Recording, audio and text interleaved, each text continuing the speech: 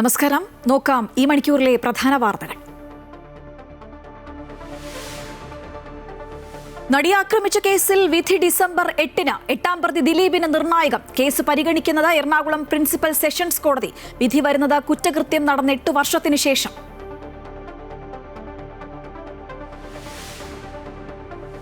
Sabarimala സ്വർണ്ണക്കൊള്ളയിൽ A പത്മകുമാറിനെയും N വാസുവിനെയും പരോക്ഷമായി വിമർശിച്ച M V Govindan. കുറ്റപത്രം സമർപ്പിച്ച ശേഷം നടപടി.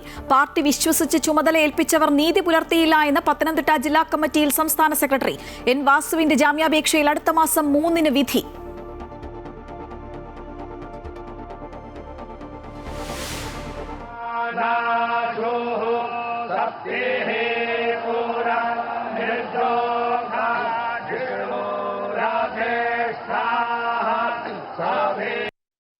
അയോധ്യ ശ്രീരാമക്ഷേത്രത്തിൽ ധ്വജാരോഹണം നിർവഹിച്ച് പ്രധാനമന്ത്രി നരേന്ദ്രമോദി.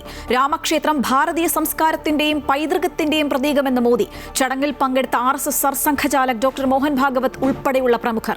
ധ്വജത്തിൽ ഉയർത്തിയ കാവ്യപതാകയിൽ സൂര്യനും ഓം ലിപിയും കോവിദാര വൃക്ഷത്തിന്റെ ചിത്രം.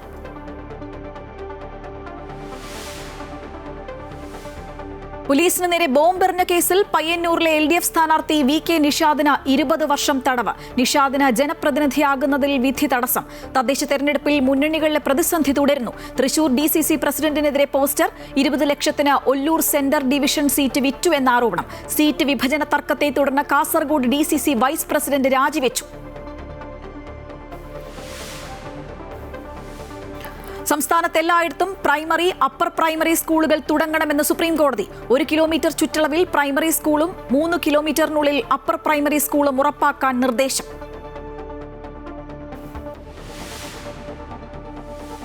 ഗുവാഹത്തി ക്രിക്കറ്റ് ടെസ്റ്റിൽ ദക്ഷിണാഫ്രിക്കയ്ക്കെതിരെ കൂറ്റൻ വിജയലക്ഷ്യം പിന്തുടർന്ന ഇന്ത്യയ്ക്ക് 2-ാം ഇന്നിംഗ്സിലും ബാറ്റിംഗ് തകർച്ച. 4-ാം ദിനം 2 വിക്കറ്റ് നഷ്ടത്തിൽ 27 റൺസ് എന്ന നിലയിൽ.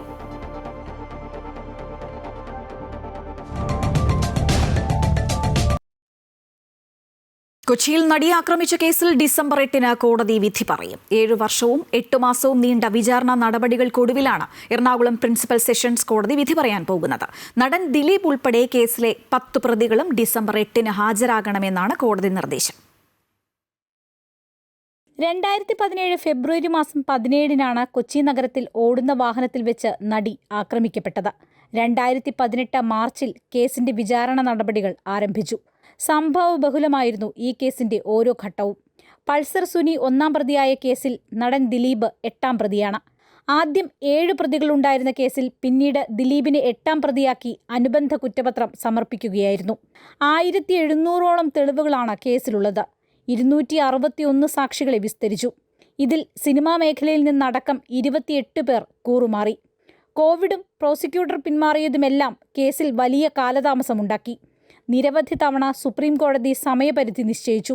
2017 ഫെബ്രുവരിയിൽ അറസ്റ്റിലായ പൾസർ സുനിക്ക് കഴിഞ്ഞ വർഷം സെപ്റ്റംബറിൽ സുപ്രീം കോടതി ജാമ്യം അനുവദിച്ചിരുന്നു. വിചാരണ നടപടി വൈകുന്നതിൽ കടുത്ത അതൃപ്തി അറിയിച്ചാണ് സുപ്രീം കോടതി ജാമ്യം അനുവദിച്ചത്. അതിനിടെ പ്രധാന തെളിവായ മെമ്മറി കാർഡിന്റെ ഹാഷ് വാല്യൂ മാറിയത് വിവാദമായി. 2024 ഡിസംബർ 11-നാണ് കേസിലെ അന്തിമവാദം ആരംഭിച്ചത്. 2025 ഏപ്രിൽ 7-ന് CBI അന്വേഷണം ആവശ്യപ്പെട്ടുള്ള ദിലീപിന്റെ ഹർജി ഹൈക്കോടതി ഡിവിഷൻ ബെഞ്ചും തള്ളി. മലയാള സിനിമാ മേഖലയെ ഇളക്കിമറിച്ച കേസാണിത്. വിമൻ ഇൻ സിനിമ കളക്റ്റീവ് എന്ന സംഘടനയുടെ പിറവിക്കും കേസ് കാരണമായി. താരസംഘടനയായ അമ്മയിൽ വലിയ ഭിന്നതകളുണ്ടാവുകയും സിനിമാ മേഖലയിലെ സ്ത്രീകൾക്ക് പരാതി നൽകാൻ ആഭ്യന്തര പരാതി പരിഹാര സെൽ രൂപീകരിക്കുന്നതുമെല്ലാം ഈ കേസോടുകൂടിയാണ്. വർഷങ്ങൾ നീണ്ട നിയമയുദ്ധത്തിനൊടുവിലാണ് ഡിസംബർ 8-ന് പ്രിൻസിപ്പൽ സെഷൻസ് കോടതി വിധി പറയാൻ പോകുന്നത്. അമൃത ന്യൂസ്, കൊച്ചി. ദേവസ്വം ബോർഡ് മുൻ പ്രസിഡന്റുമാരായ എൻ വാസുവിനെയും എ പത്മകുമാറിനെയും ഉന്നം വെച്ച CPM സംസ്ഥാന സെക്രട്ടറി MV ഗോവിന്ദൻ. പാർട്ടി വിശ്വസിച്ച് ചുമതലയേൽപ്പിച്ചവർ പാർട്ടിയോട് നീതി പുലർത്തിയില്ല. കേസിൽ കുറ്റപത്രം സമർപ്പിച്ച ശേഷം ശക്തമായ നടപടിയുണ്ടാകുമെന്നും സംസ്ഥാന സെക്രട്ടറി വ്യക്തമാക്കി. ശബരിമല സ്വർണ്ണക്കൊള്ള കേസിൽ CPM പത്തനംതിട്ട ജില്ലാ കമ്മിറ്റി അംഗമായ എ പത്മകുമാർ അറസ്റ്റിലായതിനു ശേഷം ചേർന്ന ആദ്യ നേതൃയോഗത്തിലാണ് പരാമർശം. ദേവസ്വം ബോർഡ് മുൻ പ്രസിഡന്റുമാരുടെ അറസ്റ്റിനുശേഷം പാർട്ടിക്കുള്ളിൽ നിന്നുൾപ്പെടെ വിവിധ കോണുകളിൽ നിന്നും വിമർശനങ്ങൾ ഉയരുന്നതിനിടെയാണ് CPM പത്തനംതിട്ട ജില്ലാ കമ്മിറ്റി യോഗം ചേർന്നത്. ഈ നേതൃയോഗത്തിലാണ് എൻ വാസുവിനെയും പത്മകുമാറിനെയും ഉന്നം വച്ച CPM സംസ്ഥാന സെക്രട്ടറി MV ഗോവിന്ദൻ പ്രതികരിച്ചത്.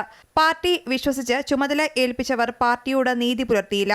കുറ്റപത്രം സമർപ്പിച്ച ശേഷം തെളിവുണ്ടെങ്കിൽ ശക്തമായ നടപടിയുണ്ടാകും. എ പത്മകുമാറിന് ഭരണഘടനാപരമായ വീഴ്ച പറ്റിയെന്നും യോഗത്തിൽ വിലയിരുത്തി. എന്നാൽ യോഗത്തിൽ പത്മകുമാറിനെ കുറിച്ച് ചർച്ച ചെയ്തില്ലെന്നായിരുന്നു MV ഗോവിന്ദൻ മാധ്യമങ്ങളോട് പറഞ്ഞത്. അയ്യപ്പന്റെ ഒരു തരി പൊന്നു പോലും നഷ്ടമാകില്ലെന്നും CPM-ൽ ആർക്കെങ്കിലും പങ്കുണ്ടെങ്കിൽ പാർട്ടി നടപടിയുണ്ടാകുമെന്നും MV ഗോവിന്ദൻ വ്യക്തമാക്കി. ഇടതുപക്ഷ ജനാധിപത്യ മുന്നണിയുടെ ഭാഗമായിട്ട് പ്രതിനിധികളാക്കപ്പെട്ട ആർക്കെങ്കിലും എന്തെങ്കിലും ഉത്തരവാദിത്വം ഉണ്ടെന്ന് കൃത്യമായിട്ട് മനസ്സിലായാൽ ആവശ്യമായ സംഘടനാ നടപടിയും നിലപാടുകളും പാർട്ടി സ്വീകരിക്കും. അതിൽ ഒരു കുറ്റവീഴ്ചയും പാർട്ടി ചെയ്യുമെന്നും ധരിക്കേണ്ടിയില്ല. യൂത്ത് കോൺഗ്രസ് മുൻ സംസ്ഥാന അധ്യക്ഷൻ രാഹുൽ മാങ്കൂട്ടത്തിൽ MLA-ക്കെതിരായ പരാതിയിലും MV ഗോവിന്ദൻ പ്രതികരിച്ചു. രാഹുലിനെതിരെ പരാതി നൽകാത്തതുകൊണ്ടാണ് ജയിലിലാകാത്തത്. ഇത് ആദ്യത്തെ വിഷയമല്ലല്ലോ, പല ഓഡിയോകളും പുറത്തുവന്നല്ലോ എന്നും ചോദിച്ചു. പ്രതിപക്ഷം തള്ളിപ്പറയാത്തത് സംരക്ഷണമാണ്. കോൺഗ്രസ് എല്ലാവരെയും സംരക്ഷിക്കുകയാണ്. അതുകൊണ്ടാണ് CPM-നോട് ചോദിക്കുന്നത്. പരാതിയുമായി വന്നാൽ ജയിലിലാകുമെന്നും MV ഗോവിന്ദൻ പ്രതികരിച്ചു. അമൃത ന്യൂസ്, പത്തനംതിട്ട. ശബരിമല സ്വർണ്ണക്കൊള്ള കേസിൽ മുൻ ദേവസ്വം കമ്മീഷണർ N വാസുവിന്റെയും മുൻ തിരുവാഭരണം കമ്മീഷണർ KS ബൈജുവിന്റെയും ജാമ്യാപേക്ഷയിൽ കൊല്ലം വിജിലൻസ് കോടതിയിൽ വാദം പൂർത്തിയായി. N വാസുവിന്റെ ജാമ്യാപേക്ഷയിൽ ഡിസംബർ 3-നും KS ബൈജുവിന്റെ ജാമ്യാപേക്ഷയിൽ ഈ മാസം 29-നും വിധി പറയും. ഇരുവർക്കും ജാമ്യം അനുവദിക്കരുത് എന്ന് പ്രോസിക്യൂഷൻ വാദിച്ചു. അതേസമയം തിരുവിതാംകൂർ ദേവസ്വം ബോർഡ് മുൻ പ്രസിഡന്റ് A പത്മകുമാറിനെ ചോദ്യം ചെയ്യാനുള്ള SITയുടെ കസ്റ്റഡി അപേക്ഷയിൽ കോടതി നാളെ വിധി പറയും. നിലവിൽ ജാമ്യാപേക്ഷയിൽ വാദം പൂർത്തിയായ മുൻ അഡ്മിനിസ്ട്രേറ്റീവ് ഓഫീസർ മുരാരി ബാബുവിന്റെ ഹർജിയിൽ വിജിലൻസ് കോടതി നാളെ വിധി പറയും. കേരളത്തിൽ പ്രൈമറി സ്കൂളുകളില്ലാത്ത എല്ലാ പ്രദേശങ്ങളിലും സ്കൂൾ സ്ഥാപിക്കണമെന്ന് സുപ്രീം കോടതി. ഏലാമ്പ്രയിൽ സ്കൂൾ സ്ഥാപിക്കണമെന്ന ഹൈക്കോടതി ഉത്തരവിനെതിരെ സർക്കാർ നൽകിയ അപ്പീൽ തള്ളിയാണ് ഉത്തരവ്. വിദ്യാഭ്യാസ അവകാശ നിയമപ്രകാരം സ്കൂളുകൾ തുടങ്ങാൻ സർക്കാർ നടപടിയെടുക്കണമെന്നും ഭൂമിശാസ്ത്രപരമായി വെല്ലുവിളികളുള്ള എല്ലാ പ്രദേശങ്ങളിലും സ്കൂൾ സ്ഥാപിക്കണമെന്നും കോടതി നിർദ്ദേശിച്ചു. വിവരങ്ങളുമായി KK പ്രശാന്ത് ചേരുകയാണ്. പ്രശാന്ത്, നിർണായകമായൊരു ഉത്തരവാണ് സുപ്രീം കോടതിയുടെ ഭാഗത്തുനിന്ന് ഉണ്ടായിരിക്കുന്നത്. ഏത് സമയത്തിനുള്ളിൽ നടപ്പാക്കണം? ഇത് സംബന്ധിച്ചൊരു സമയപരിധി കോടതി മുന്നോട്ട് വയ്ക്കുന്നുണ്ടോ? ഏറ്റവും നിർണായക ഉത്തരവാണ് സുപ്രീം കോടതിയുടെ ഭാഗത്തുനിന്ന് ഉണ്ടായിട്ടുള്ളത്. ചീഫ് ജസ്റ്റിസ് സൂര്യകാന്ത്, അതുപോലെ തന്നെ ജസ്റ്റിസ് ജോയ് മല്യ ബാങ്ക്ജി അടങ്ങുന്ന രണ്ടംഗ ബെഞ്ചാണ് ഇക്കാര്യത്തിൽ സർക്കാരിന് കൃത്യമായ ഒരു നിർദ്ദേശം നൽകിയിട്ടുള്ളത്. നേരത്തെ കേരള ഹൈക്കോടതി, അതായത് മലപ്പുറം ഏലാമ്പ്രയിൽ ഇതുമായി ബന്ധപ്പെട്ട ഒരു ഹർജി ഹൈക്കോടതിക്ക് മുൻപിലേക്ക് എത്തിയിരുന്നു. അത് അതിനു മുൻപേ തന്നെ, അതായത് ഒരു സർക്കാർ LP സ്കൂൾ സ്ഥാപിക്കണമെന്നാവശ്യപ്പെട്ട മഞ്ചേരി മുനിസിപ്പാലിറ്റി സംസ്ഥാന വിദ്യാഭ്യാസ വകുപ്പിനെ സമീപിച്ചു. എന്നാൽ ഈ സമയത്ത് ഇപ്പോൾ അവിടെ വിദ്യാഭ്യാസ സ്ഥാപനത്തിന്റെ ആവശ്യമില്ല എന്നൊരു നിലപാടാണ് പ്രധാനമായും വിദ്യാഭ്യാസ വകുപ്പ് സ്വീകരിച്ചത്. അതിനെ തുടർന്ന് പ്രദേശവാസികൾ ഹൈക്കോടതിയെ സമീപിച്ചു. വിദ്യാഭ്യാസ സ്കൂൾ തുടങ്ങാൻ ആവശ്യമായ മാർഗനിർദ്ദേശം ഹൈക്കോടതിയുടെ ഭാഗത്തുനിന്ന് നൽകുകയും ചെയ്തിരിക്കുന്നു. മാത്രമല്ല 3 മുതൽ 4 കിലോമീറ്റർ ചുറ്റളവിൽ അവിടെ മറ്റ് സർക്കാർ സ്കൂളുകളൊന്നും തന്നെയില്ല. അതുകൊണ്ട് തന്നെ കുട്ടികൾക്ക് വേഗത്തിൽ പഠിക്കാൻ ആവശ്യമായ സംവിധാനം ഒരുക്കണം എന്നതായിരുന്നു ഹൈക്കോടതിയുടെ നിലപാട്. ഇതിനെതിരെയാണ് സംസ്ഥാന സർക്കാർ സുപ്രീം കോടതിയെ സമീപിച്ചത്.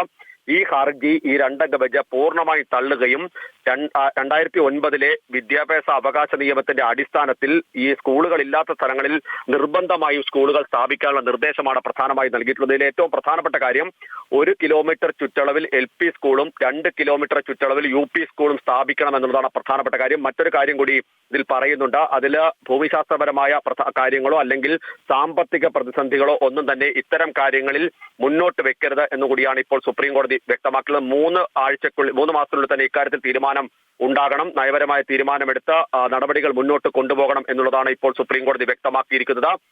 മാത്രമല്ല, ഒരു തരത്തിലും ഇത്തരം സാഹചര്യങ്ങളിൽ വിദ്യാഭ്യാസ അവകാശങ്ങൾ നിഷേധിക്കരുത് എന്നുള്ളത് കൂടി കോടതി പറയുന്നുണ്ട്. മാത്രമല്ല, സർക്കാർ സ്കൂളുകളാണ് ഇതിൽ പ്രധാനമായും മുന്നോട്ട് വെക്കേണ്ടത്. എയ്ഡഡ് മേഖലയ്ക്ക് ഈ ഉത്തരവ് ബാധകമാകില്ല എന്നുകൂടിയാണ് വ്യക്തമാക്കുന്നത്. ഏതെങ്കിലും തരത്തിൽ സാമ്പത്തിക പ്രതിസന്ധികൾ ഉണ്ടെങ്കിൽ, സ്കൂളുകൾ സ്ഥാപിക്കുന്നതുമായി ബന്ധപ്പെട്ട പ്രശ്നങ്ങളുണ്ടെങ്കിൽ വാടകയ്ക്ക് കെട്ടിടമെടുത്ത സ്കൂളുകൾ സ്ഥാപിക്കണം. മാത്രമല്ല, താൽക്കാലികമായി അധ്യാപകരെ നിയമിക്കണം തുടങ്ങിയ കർശനമായ നിർദ്ദേശങ്ങളാണ് ഇപ്പോൾ സുപ്രീം കോടതി ഇതുമായി ബന്ധപ്പെട്ട് നൽകിയിട്ടുള്ളത്. ശ്രീജ. ശരി പ്രശാന്ത്, കേരളത്തിൽ പ്രൈമറി സ്കൂളുകളില്ലാത്ത എല്ലാ പ്രദേശങ്ങളിലും സ്കൂൾ സ്ഥാപിക്കണമെന്ന ഒരു നിർണായക ഉത്തരവാണ് സുപ്രീം കോടതി ഇന്ന് നടത്തിയിരിക്കുന്നത്. വിവരങ്ങളുമായി ഇപ്പം ചേരുകയായിരുന്നു KK പ്രശാന്ത്.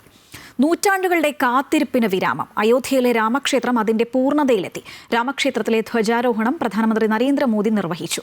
UP മുഖ്യമന്ത്രി യോഗി ആദിത്യനാഥ്, RSS സർസംഘചാലക് ഡോക്ടർ മോഹൻ ഭാഗവത് തുടങ്ങിയവർ ഉൾപ്പെടെയുള്ള പ്രമുഖരും സന്യാസി ശ്രേഷ്ഠരും ചടങ്ങിൽ പങ്കെടുത്തു.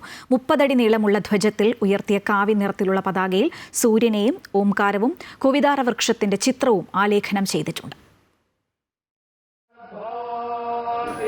കോടിക്കണക്കിന് വരുന്ന ഹൈന്ദവ വിശ്വാസികളുടെ ആത്മാർപ്പണത്തിന്റെ ശബ്ദമാണ് രാമജന്മഭൂമിയിൽ മുഴങ്ങിയത്.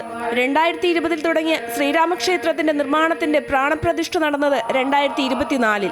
ധ്വജാരോഹണത്തോടെ ഇന്നത് പൂർണ്ണതയിലേക്ക് എത്തി.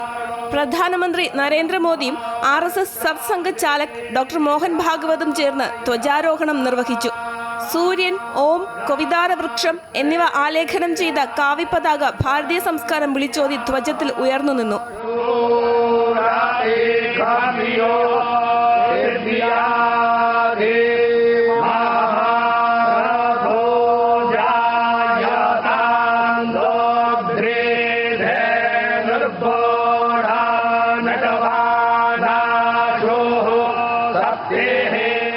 രാജ്യവും ലോകവും രാമമയമായ ദിവസമെന്നും വർഷങ്ങൾ നീണ്ട കാത്തിരിപ്പിന് വിരാമമായെന്നും പ്രധാനമന്ത്രി പറഞ്ഞു. ആര് വിചാരിച്ചാലും രാമഭക്തരുടെ വിശ്വാസത്തെ തടയാനാകില്ലെന്നും അദ്ദേഹം കൂട്ടിച്ചേർത്തു. राम यानी जनता के सुख को सर्वोपरि रखना, प्रजा सुखत्वे चंद्रस्य. राम यानी धर्म और क्षमा का दरिया, वसुधाया क्षमा गुणे है. राम यानी ज्ञान और विवेक की पराकाष्ठा. ധർമ്മത്തിന്റെ കൊടിമരമാണ് ഉയർന്നിരിക്കുന്നതെന്നും രാമക്ഷേത്രത്തിന് വേണ്ടി ജീവൻ നൽകിയവർ സ്വർഗത്തിലിരുന്ന് സന്തോഷിക്കുന്നുണ്ടെന്നും RSS സർസംഘ ചാലക് ഡോക്ടർ മോഹൻ ഭാഗവത് പറഞ്ഞു. राम राज्य का ध्वज जो कभी अयोध्या में फहराता था और संपूर्ण विश्व में अपने आलोक से सुख शांति प्रदान करता था. പുതിയ യുഗത്തിലേക്കുള്ള യാത്ര തുടങ്ങിയെന്ന് ഉത്തർപ്രദേശ് മുഖ്യമന്ത്രി യോഗി ആദിത്യനാഥ് പറഞ്ഞു. और हर दिशा में राम राज्य की पुनर्स्थापना का दिव्य अनुभूति हो रही है. आज श्री राम लला की ये पावन नगरी आस्था और आधुनिकता की, आस्था एवं अर्थव्यवस्था के एक नए युग में प्रवेश कर चुकी है. രാവിലെ അയോധ്യയിലെത്തിയ പ്രധാനമന്ത്രി റോഡ് ഷോയ്ക്ക് ശേഷമാണ് ക്ഷേത്രത്തിലേക്ക് എത്തിയത്. രാംലല്ല ഉൾപ്പെടെ ഓരോ മന്ദിരങ്ങളിലും പ്രധാനമന്ത്രി ആരതി ഒഴിഞ്ഞു.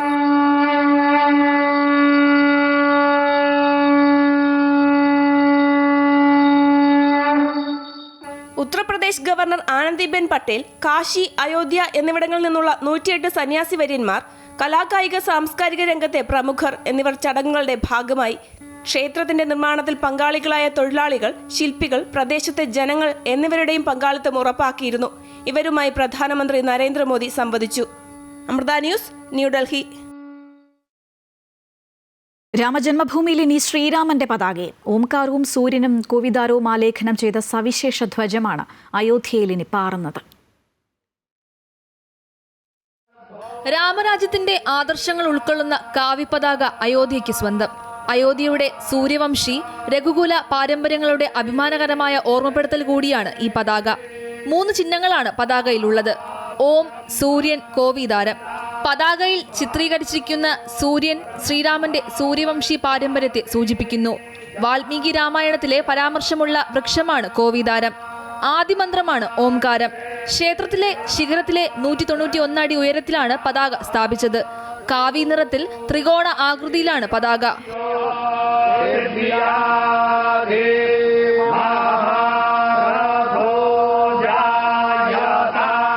പാരച്യൂട്ട് നിർമ്മിക്കുന്ന സാങ്കേതിക വിദ്യയിലാണ് പതാകയുടെ നിർമ്മാണം.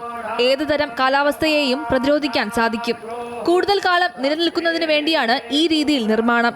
22 അടി നീളവും 11 അടി വീതിയുമാണ് പതാകയ്ക്കുള്ളത്. ഏകദേശം 2.5 കിലോഗ്രാം ഭാരം വരും. രാമക്ഷേത്രത്തിൽ വാൽമീകി രാമായണത്തെ അടിസ്ഥാനമാക്കി ശ്രീരാമന്റെ ജീവിതത്തിൽ നിന്നുള്ള 87 ഭാഗങ്ങൾ കല്ലിൽ കൊത്തിയിട്ടുണ്ട്. ഇന്ത്യൻ സംസ്കാരത്തെ പ്രതിനിധീകരിക്കുന്ന 79 വെങ്കല രൂപങ്ങൾ ചുറ്റുമതിലുകളിൽ കാണാം. News desk, Amrita TV. സമഗ്ര വോട്ടർ പട്ടിക പരിഷ്കരണത്തിന് വിദ്യാർത്ഥികളുടെയും പൊതുജനങ്ങളുടെയും സേവനം ഉപയോഗിക്കുന്നത് സ്ഥിരീകരിച്ച് മുഖ്യ തെരഞ്ഞെടുപ്പ് ഓഫീസർ. എന്നാൽ കുട്ടികളെ നിർബന്ധിച്ച SIRന്റെ ഭാഗമാക്കില്ല. SIR ജോലികൾക്ക് വിദ്യാർത്ഥികളെ വിട്ടു നൽകണമെന്നാവശ്യപ്പെട്ട് ഇലക്ട്രൽ രജിസ്ട്രേഷൻ ഓഫീസർമാർ വിദ്യാഭ്യാസ സ്ഥാപനങ്ങൾക്ക് കത്തയച്ചിട്ടുണ്ട്. എന്നാൽ SIRനായി വിദ്യാർത്ഥികളെ വിട്ടു നൽകില്ല എന്ന് വിദ്യാഭ്യാസ മന്ത്രി വി ശിവൻകുട്ടി വ്യക്തമാക്കി. SIR നടപ്പാക്കുന്നതുമായി ബന്ധപ്പെട്ട് വിവാദങ്ങൾ പുകയുന്നതിനിടെയാണ് വോട്ടർ പട്ടിക പരിഷ്കരണത്തിന് വിദ്യാർത്ഥികളെ ഉപയോഗപ്പെടുത്തുന്നത് സ്ഥിരീകരിച്ചുകൊണ്ട് മുഖ്യ തെരഞ്ഞെടുപ്പ് ഓഫീസർ രത്തൻ യു ഖേൽക്കർ രംഗത്തെത്തിയത്. ആവശ്യാനുസരണം വിദ്യാർത്ഥികളുടെ സേവനം ഉപയോഗിക്കാം. കളക്ടർമാർ NSS വളണ്ടിയർമാരുടെയും ഇലക്ട്രൽ സാക്ഷരതാ ക്ലബ്ബ് അംഗങ്ങളുടെയും സഹായം തേടിയിട്ടുണ്ടെന്നും അദ്ദേഹം അറിയിച്ചു. DEOമാർക്ക് BLOമാരെ സഹായിക്കാൻ പൊതുജനങ്ങളുടെ പിന്തുണ ഉപയോഗിക്കാമെന്നും മുഖ്യ തെരഞ്ഞെടുപ്പ് ഓഫീസർ വ്യക്തമാക്കി. SIR ജോലികൾക്ക് വിദ്യാർത്ഥികളെ വിട്ടുനൽകണമെന്നാവശ്യപ്പെട്ട ഇലക്ട്രൽ രജിസ്ട്രേഷൻ ഓഫീസർമാർ വിദ്യാഭ്യാസ സ്ഥാപനങ്ങൾക്ക് കത്തയച്ചിട്ടുണ്ട്. എന്യൂമറേഷൻ ഫോം ശേഖരിക്കാനും ഡിജിറ്റലൈസേഷനുമാണ് വിദ്യാർത്ഥികളുടെ സേവനം ഉപയോഗിക്കുന്നത്. ഈ മാസം 30 വരെ NCC NSS വളണ്ടിയർമാരെ വേണമെന്നാവശ്യപ്പെട്ടാണ് വിദ്യാഭ്യാസ സ്ഥാപനങ്ങൾക്ക് കത്ത് നൽകിയത്. എന്നാൽ SIRന്റെ പ്രവർത്തനത്തിനായി വിദ്യാർത്ഥികളെ വിട്ടുനൽകില്ലെന്ന് വിദ്യാഭ്യാസ മന്ത്രി V. ശിവൻകുട്ടി വ്യക്തമാക്കി. നമ്മുടെ കുട്ടികളുടെ വിദ്യാഭ്യാസത്തെ ബാധിക്കുന്ന രീതിയിൽ ഒരു കാരണവശാലും ഇത്തരത്തിലുള്ള ഉത്തരവാദിത്തങ്ങൾ വിദ്യാർത്ഥികളെ ചുമതലപ്പെടുത്താൻ വേണ്ടി പാടില്ല. പരീക്ഷാകാലമായതിനാൽ ഇത് വിദ്യാർത്ഥികളെ ബുദ്ധിമുട്ടിക്കുമെന്നാണ് അധ്യാപകരുടെ നിലപാട്. Amrita news, Thiruvananthapuram. SSK fund കേന്ദ്രം ഉടൻ അനുവദിക്കണമെന്ന് വിദ്യാഭ്യാസ മന്ത്രി V. ശിവൻകുട്ടി. ഇക്കാര്യം ചൂണ്ടിക്കാട്ടി സംസ്ഥാന സർക്കാർ കേന്ദ്ര സർക്കാരിന് കത്തയച്ചിട്ടുണ്ട്. വിദ്യാഭ്യാസ അവകാശ നിയമം അനുസരിച്ചുള്ള ഫണ്ടും ഭിന്നശേഷി വിദ്യാർത്ഥികൾക്കായുള്ള ഫണ്ടും അടിയന്തരമായി അനുവദിക്കാൻ കേന്ദ്രത്തിന് പ്രപ്പോസൽ നൽകിയിട്ടുണ്ട് എന്ന് മന്ത്രി പറഞ്ഞു. സമഗ്ര ശിക്ഷ കേരളയ്ക്ക് വിദ്യാഭ്യാസ അവകാശ നിയമപ്രകാരം നൽകുവാനുള്ള ഫണ്ട് കേന്ദ്ര സർക്കാർ ഉടൻ അനുവദിക്കണമെന്ന് ആവശ്യപ്പെടുകയാണ്. ഇക്കാര്യം ചൂണ്ടിക്കാട്ടി സംസ്ഥാന ഗവൺമെൻറ് കേന്ദ്ര സർക്കാരിന് കത്ത് നൽകിയിട്ടുണ്ട്. കഴിഞ്ഞ 2.5 വർഷത്തോളമായി സമഗ്ര ശിക്ഷയ്ക്കുള്ള ഫണ്ട് കേന്ദ്ര സർക്കാർ അനുവദിക്കുന്നില്ല. വലിയൊരു ഇടവേളയ്ക്ക് ശേഷം വിദ്യാഭ്യാസ അവകാശ നിയമം അനുസരിച്ചുള്ള ഫണ്ടും ഭിന്നശേഷി വിദ്യാർത്ഥികൾക്കുള്ള ഫണ്ടും അടിയന്തരമായി അനുവദിക്കാൻ കേന്ദ്രത്തിന് പ്രപ്പോസൽ നൽകിയിട്ടുണ്ട്. SSKയിലെ മന്ത്രി V. ശിവൻകുട്ടിയുടെ ആരോപണങ്ങൾക്ക് മറുപടിയുമായി BJP സംസ്ഥാന അധ്യക്ഷൻ രാജീവ് ചന്ദ്രശേഖർ 5 വർഷം കൊണ്ട് ഒന്നും നടന്നില്ലെങ്കിൽ ഇങ്ങനെ കഥകൾ പറയുമെന്നും ജനങ്ങൾ വിഡ്ഢികളല്ലെന്നും തെരഞ്ഞെടുപ്പിൽ കൃത്യമായ മറുപടി നൽകുമെന്നും അദ്ദേഹം തിരുവനന്തപുരത്ത് പറഞ്ഞു. 5 കൊല്ലം കഴിഞ്ഞിട്ട് ഒന്നും ചെയ്യാൻ കഴിയുന്നില്ലെങ്കിൽ ഓരോരോ കഥകൾ ഇങ്ങനെ ഉണ്ടാക്കും. ഇതൊരു പുതിയ നാടകമല്ലല്ലോ.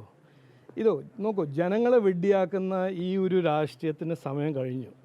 ഇനി നിങ്ങൾ എന്ത് ചെയ്തു എന്ന് മുമ്പോട്ട് പറയാം. ചെയ്തില്ലെങ്കിൽ പറയാം ഞാൻ ചെയ്തില്ല. പിന്നെ ഓരോരോ സർക്കസ് ചെയ്യേണ്ട ആവശ്യമില്ല. നാട്ടിലിപ്പോൾ നടന്ന എല്ലാ വികസനവും അത് ഞാൻ കണക്കാക്കി മുമ്പോട്ട് വെച്ച് തരാൻ തയ്യാറാണ്.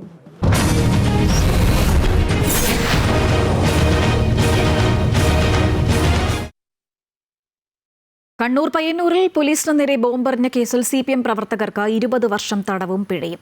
CPM പ്രവർത്തകരായ TCV നന്ദകുമാർ, VK നിഷാദ് എന്നിവർക്കെതിരെയാണ് 20 വർഷം തടവും 2.5 ലക്ഷം രൂപ പിഴയും ശിക്ഷ വിധിച്ചത്. തളിപ്പറമ്പ് അഡീഷണൽ ജില്ലാ സെഷൻസ് കോടതിയുടേതാണ് വിധി. കുറ്റക്കാർ 10 വർഷം തടവ് അനുഭവിച്ചാൽ മതിയാകും. VK നിഷാദ് പയ്യന്നൂർ നഗരസഭയിൽ 46-ാം വാർഡിൽ LDF സ്ഥാനാർത്ഥിയാണ്. നിഷാദ് വിജയിച്ചാൽ ജനപ്രതിനിധിയായി തുടരാൻ ശിക്ഷാവിധി തടസ്സമാകും. ഇടതിലിടഞ്ഞ് CPMും CPIയും. കുട്ടനാട്ടിൽ 5 പഞ്ചായത്തുകളിൽ CPMും CPIയും ഏറ്റുമുട്ടും. സീറ്റ് വിഭജനത്തിലുണ്ടായ തർക്കങ്ങളിൽ പരിഹാരം കാണാൻ കഴിയാതെ വന്നതോടെയാണ് CPI ഒറ്റയ്ക്ക് മത്സരിക്കാൻ തീരുമാനിച്ചത്. സമവായ ശ്രമം ഫലം കാണാതായതോടെയാണ് CPMും CPIയും തമ്മിൽ നേർക്കുനേർ പോരാടാൻ ഒരുങ്ങുന്നത്. 5 പഞ്ചായത്തുകളിലാണ് ഇരു പാർട്ടികളും ഏറ്റുമുട്ടുക. രാമങ്കരി, മുട്ടാർ, നീലംപേരൂർ, തലവടി, തകഴി പഞ്ചായത്തുകളിലെ 16 സീറ്റിലാണ് മത്സരം. നേരത്തെ 18 സീറ്റുകളിൽ പത്രിക നൽകിയിരുന്നു. എന്നാൽ സമവായ ചർച്ചകൾക്കൊടുവിൽ തലവടിയിലും തകഴിയിലും ഓരോ സീറ്റിൽ CPI സ്ഥാനാർത്ഥികളെ പിൻവലിച്ചു. രാമങ്കരിയിൽ 6 സീറ്റിലും മുട്ടാറിൽ 4 സീറ്റിലും നീലംപേരൂരിൽ 2 സീറ്റിലുമാണ് മത്സരം. ഇത് CPI കുട്ടനാട് നോർത്ത് മണ്ഡലം കമ്മിറ്റിയിൽ ഉൾപ്പെടുന്ന പഞ്ചായത്തുകളാണ്. രാമങ്കരിയിൽ ഭരണം പിടിക്കുക എന്ന ലക്ഷ്യത്തോടെയാണ് മത്സരം. കുട്ടനാട് സൗത്ത് മണ്ഡലം കമ്മിറ്റിയിൽ ഉൾപ്പെടുന്ന തലവടിയിലും തകഴിയിലും 2 CPMും CPIയും തമ്മിൽ മത്സരിക്കും. രാമങ്കരിയിൽ 5 CPMും CPIയും സ്വന്തം ചിഹ്നത്തിലാണ് മത്സരിക്കുക. 1 സ്വതന്ത്ര സ്ഥാനാർത്ഥിയും. മുട്ടാർ പഞ്ചായത്ത് 1-ാം വാർഡിൽ CPI പിന്തുണയോടെയാണ് മത്സരം. 4, 13, 14 വാർഡിലും CPIയും CPMും സ്ഥാനാർത്ഥികളെ നിർത്തിയിട്ടുണ്ട്. സീറ്റ് വീതം വയ്ക്കുന്നത് സംബന്ധിച്ച തർക്കമാണ് CPIയെ ഒറ്റയ്ക്ക് മത്സരിക്കാനുള്ള തീരുമാനത്തിലെത്തിച്ചത്. അമൃത ന്യൂസ്, ആലപ്പുഴ. തൃശൂർ DCC പ്രസിഡന്റിനെതിരെ പോസ്റ്റർ. 20 ലക്ഷത്തിന് ഒല്ലൂർ സെന്റർ ഡിവിഷൻ സീറ്റ് വിറ്റു എന്നാണ് പോസ്റ്ററിലെ ആരോപണം. DCC പ്രസിഡന്റ് ജോസഫ് ടാജറ്റിനെ പുറത്താക്കണമെന്നും പോസ്റ്ററിൽ ആവശ്യമുണ്ട്. സേവ് കോൺഗ്രസ് ഫോറത്തിന്റെ പേരിലാണ് പോസ്റ്റർ. തൃശൂർ നഗരത്തിലെ വിവിധയിടങ്ങളിൽ പോസ്റ്റർ പതിപ്പിച്ചിട്ടുണ്ട്. Kasaragod DCC vice president James Panthamakkal രാജിവെച്ചു. കോൺഗ്രസിലെ സീറ്റ് വിഭജന തർക്കം, DCC ഓഫീസിൽ നടന്ന നേതാക്കൾ തമ്മിലുള്ള കയ്യാങ്കളി എന്നിവയെ തുടർന്നാണ് രാജി. ഈസ്റ്റ് എളേരി ഗ്രാമപഞ്ചായത്തിലെ സീറ്റ് വിഭജനവുമായി ബന്ധപ്പെട്ട ദിവസങ്ങൾക്ക് മുൻപ് DCC ഓഫീസിൽ നേതാക്കൾ തമ്മിലുണ്ടായ ഏറ്റുമുട്ടലിന്റെ ദൃശ്യങ്ങൾ പുറത്തുവന്നിരുന്നു. DCC പ്രസിഡന്റ് PK ഫൈസലിനെതിരെ ഗുരുതരമായ ആരോപണങ്ങളാണ് ജെയിംസ് പന്തമാക്കൽ ഉന്നയിച്ചത്. എങ്കിലും അദ്ദേഹം കാണുന്നുവെന്നാണ് അദ്ദേഹത്തിൻ്റെ മനോഗതം എനിക്ക് മനസ്സിലായി. പണം കൊടുത്തിട്ട് ഒരു ഭാരവാഹിത്വവും ഞങ്ങൾക്ക് വേണ്ടാത്തതിനാൽ ഒരു ഭാരവാഹികളെയും ഞങ്ങൾ ഇതുവരെ വാങ്ങിയിട്ടില്ല. ഇവിടെ ഇപ്പോൾ ചിറ്റാരിക്കാലിലെ 18 സീറ്റ് കച്ചവടവുമായി ബന്ധപ്പെട്ട് 18 സീറ്റും ഒരുമിച്ച് കൊടുത്തു. ഞാൻ ജില്ലാ വൈസ് പ്രസിഡൻ്റാണ്. ആ കോർ കമ്മിറ്റിയിൽ വന്നപ്പോൾ എനിക്ക് മനസ്സിലായത് ഏക അംഗങ്ങളാണ്. 18 ഓരോ സ്ഥാനാർത്ഥികളുടെ പേര് മാത്രമാണ് വന്നത്, ഒരാളുടെയും പേര് വേറെ വന്നില്ല. അപ്പോൾ 18 സീറ്റുകളും കച്ചവടം ചെയ്താൽ എത്ര പൈസ കിട്ടും എന്ന് ഫൈസലിനോട് ചോദിക്കണം. കാസർഗോഡ് DCC വൈസ് പ്രസിഡന്റ് സ്ഥാനം രാജിവെച്ച ജെയിംസ് പന്തമാക്കലിനെ വെല്ലുവിളിക്കുന്നുവെന്ന് DCC president PK Faisal. East എളേരിയിലെ സീറ്റ് വിഭജനത്തിൽ താൻ പണം വാങ്ങിയെന്ന ആരോപണം അടിസ്ഥാനരഹിതമെന്നും KPCCക്ക് പരാതി നൽകുമെന്നും PK ഫൈസൽ പറഞ്ഞു. ജെയിംസ് പന്തമാക്കലിന്റെ വീട്ടിൽ ദിവസങ്ങളായി വിജിലൻസ് റെയ്ഡ് നടന്നുവരികയാണെന്നും PK ഫൈസൽ മാധ്യമങ്ങളോട് പറഞ്ഞു. ഇപ്പൊ ഇവൻ പറയുന്ന ആരോപണം DCC പ്രസിഡന്റ് മാത്രമാണ് സ്ഥാനാർത്ഥികളെ നിർണ്ണയിക്കുന്നത്. ഇതൊരു കമ്മിറ്റിയാണ്. ആ കമ്മിറ്റിയിൽ M. ലിജുവും കമ്മിറ്റി അംഗങ്ങളും ഒപ്പിട്ട ലിസ്റ്റാണ് കംപ്ലീറ്റ് ഉള്ളത്. ഇതിനൊരു മിനിസുണ്ട്. ഇവൻ വായിക്ക് തോന്നുന്നത് കോതക്ക് പാട്ട് പോലെ അവൻ പറയുന്നത്. ഞാൻ ചോദിക്കുന്ന ഒരുത്തന് എന്തും പറയാലോ. ഇപ്പൊ ഇവൻ പറയുന്ന ആരോപണം ഞാൻ ജെയിംസ് പന്തമാക്കലിനോട് വെല്ലുവിളിക്കുന്നു, തെളിവ് സഹിതം. ഇപ്പൊ ഞനക്കിപ്പോ ജെയിംസ് പറയാലോ, ഞാൻ അദ്ദേഹത്തോട് വെല്ലുവിളിക്കുന്നു. അദ്ദേഹം ഇത് ആരോടാണ് വാങ്ങിയത്, എന്താണ് വാങ്ങിയത് എന്ന് അദ്ദേഹത്തിന് ഇപ്പോൾ വന്ന പ്രശ്നം എന്ന് പറയാം, മറ്റൊന്നുമല്ല. നമ്മൾ ഈസ്റ്റ് എളേരി വിഷയവും വളരെ കൃത്യമായി ജെയിംസ് പന്തമാക്കലും പറയുന്ന സ്ഥാനാർത്ഥികൾക്ക് ഇപ്പം അവിടെ ടോട്ടൽ 18 സീറ്റ്. ഒന്ന് നമ്മൾ മനസ്സിലാക്കേണ്ടുന്ന വിഷയം, അവിടെ ഒരു പാർട്ടിയുണ്ട്. ശ്യാമള എസ് പ്രഭു BJPയിൽ നിന്ന് രാജിവെച്ചു. BJP മുൻ സംസ്ഥാന വൈസ് പ്രസിഡന്റും കൊച്ചി കോർപ്പറേഷനിൽ തുടർച്ചയായി 32 വർഷം കൗൺസിലറുമായിരുന്നു. മട്ടാഞ്ചേരിയിലെ BJP പ്രാദേശിക നേതൃത്വത്തിന്റെ നിലപാടുകളിൽ പ്രതിഷേധിച്ചാണ് രാജിയെന്ന് ശ്യാമള എസ് പ്രഭു അറിയിച്ചു.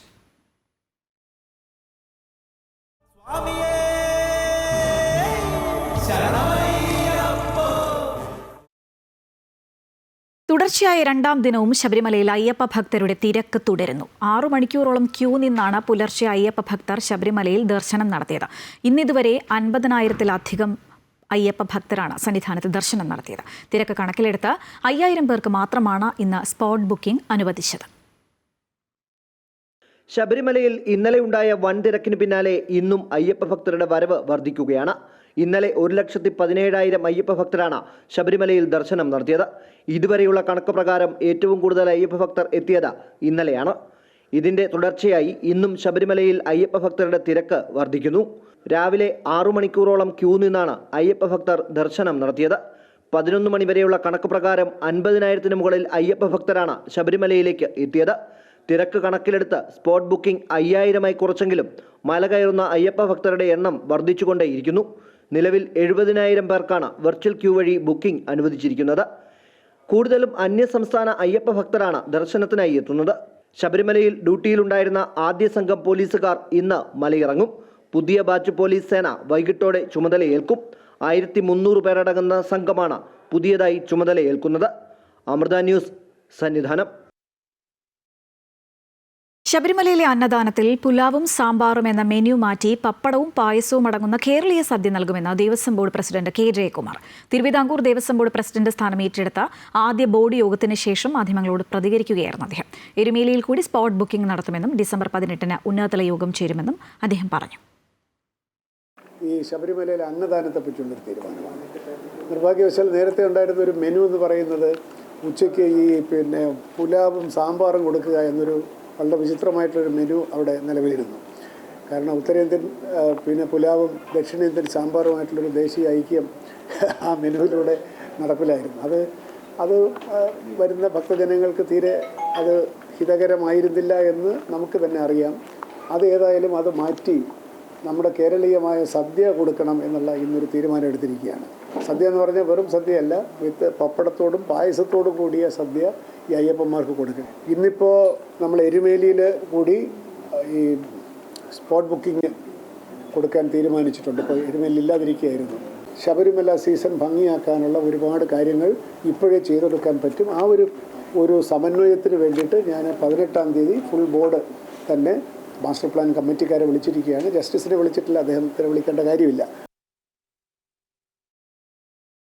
നടനും BJP നേതാവുമായ കൃഷ്ണകുമാറിന്റെ മകൾ ദിയ കൃഷ്ണയുടെ സ്ഥാപനത്തിൽ നടന്ന തട്ടിപ്പിൽ നഷ്ടമായത് 66 ലക്ഷം രൂപയെന്ന ക്രൈംബ്രാഞ്ച് കുറ്റപത്രം. 3 ജീവനക്കാരികൾ ചേർന്നാണ് 66 ലക്ഷം രൂപ തട്ടിയത്. 3 ജീവനക്കാരികൾ ഉൾപ്പെടെ 4 പേരെ പ്രതി ചേർത്ത് ക്രൈംബ്രാഞ്ച് കുറ്റപത്രം സമർപ്പിച്ചു. ദിയ കൃഷ്ണയുടെ സ്ഥാപനത്തിലെ ജീവനക്കാരികളായ വിനീത ജൂലിയറ്റ്, ദിവ്യ ഫ്രാങ്ക്ലിൻ, രാധാകുമാരി എന്നിവർ ചേർന്ന് 66 ലക്ഷം രൂപ തട്ടിയെടുത്തെന്നാണ് ക്രൈംബ്രാഞ്ച് അന്വേഷണത്തിലെ കണ്ടെത്തൽ.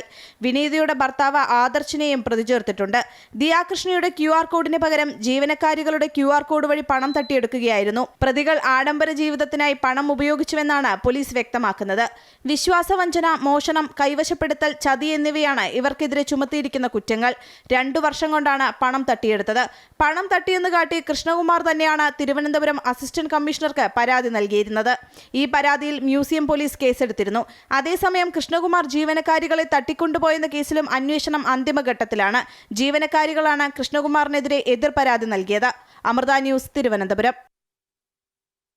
സംസ്ഥാന വ്യാപകമായി മെഡിക്കൽ കോളേജുകളിൽ OP ബഹിഷ്കരിക്കാനുള്ള ഡോക്ടർമാരുടെ തീരുമാനത്തിനെതിരെ സമർപ്പിച്ച പരാതിയിൽ റിപ്പോർട്ട് തേടി മനുഷ്യാവകാശ കമ്മീഷൻ. ആരോഗ്യവകുപ്പ് അഡീഷണൽ ചീഫ് സെക്രട്ടറിയിൽ നിന്ന് മനുഷ്യാവകാശ commission chairperson justice Alexander Thomas ആണ് റിപ്പോർട്ട് തേടിയത്. OP ബഹിഷ്കരിക്കുന്നതും രോഗികളെ തിരിച്ചയക്കുന്നതും മനുഷ്യാവകാശ ലംഘനമാണ് എന്ന് പരാതിയിൽ പറയുന്നു. മെഡിക്കൽ കോളേജിലെ ഡോക്ടർമാർ ആരംഭിച്ച OP ബഹിഷ്കരണ സമരത്തെ തുടർന്ന് 10,000-കണക്കിന് രോഗികൾ ബുദ്ധിമുട്ടിലായി എന്ന് പരാതിയിൽ പറയുന്നു. 2 ആഴ്ചയ്ക്കകം റിപ്പോർട്ട് സമർപ്പിക്കണം.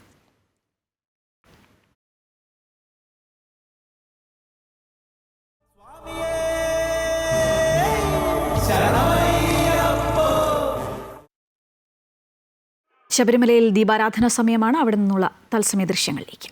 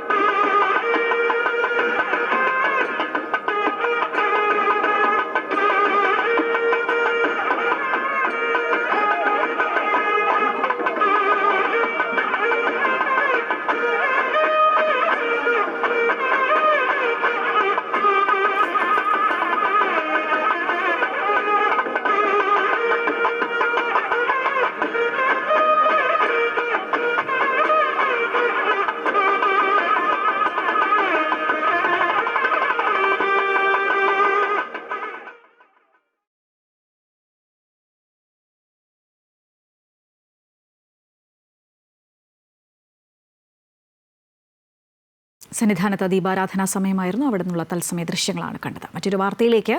ഗായകൻ സുബിൻ ഗാർഗിന്റെ മരണം കൊലപാതകമെന്ന് അസം മുഖ്യമന്ത്രി ഹിമന്ത ബിശ്വ ശർമ്മ. അസം നിയമസഭയുടെ ശൈത്യകാല സമ്മേളനത്തിലാണ് മുഖ്യമന്ത്രിയുടെ പരാമർശം.